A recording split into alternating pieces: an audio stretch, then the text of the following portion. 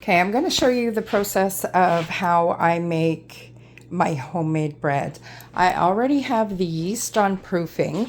I'm making a batch and a half. So basically, I will need, it's 3 cups of warm water to 110 degrees. Oh, yes, the yeast is proofed.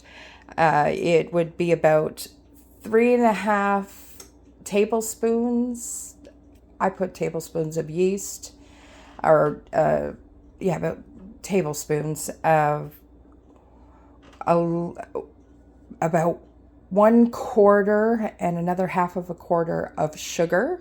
Mix that, put it on a warm oven to proof. Over here I have my bread flour, which is about 5 cups. I'll probably need more because it's a batch and a half.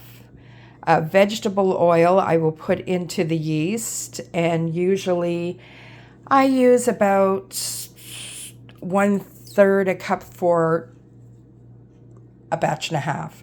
And I also add what's called bread booster, Fleischmann's. I love this stuff. I've been using it for about 2 years.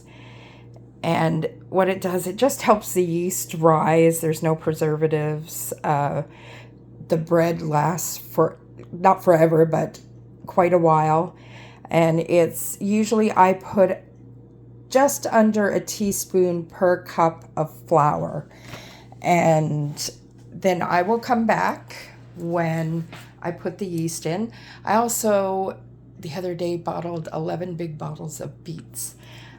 So I have to put them downstairs in the cold room just to sit and wait. So I put the yeast and the vegetable oil in the mixer, and I am just waiting here to see how much more flour I will have to add. Sorry about the noise. I also have a partridge berry cake in the oven, which is my brother-in-law's favorite cake. They're coming for dinner. It's not focused. There it is. It's almost like a white cake, but there's coconut in it. And so it makes it dense and moist. Now on the recipe it says 35 minutes, but I always found it takes about 50 minutes for it to bake in the oven. I'm not sure if it's this oven. I have a new oven coming because it took me literally 12 hours to process these beets to get this oven up to temperature. And so it usually takes about 50 minutes. Now you're supposed to cover it with cream cheese icing, but I just like putting powdered sugar over it. The cream cheese icing just makes it too sweet. I will be back when this has kneaded a bit more. So what I'm going to do right now, I'm going to knead it for about 5 minutes by hand.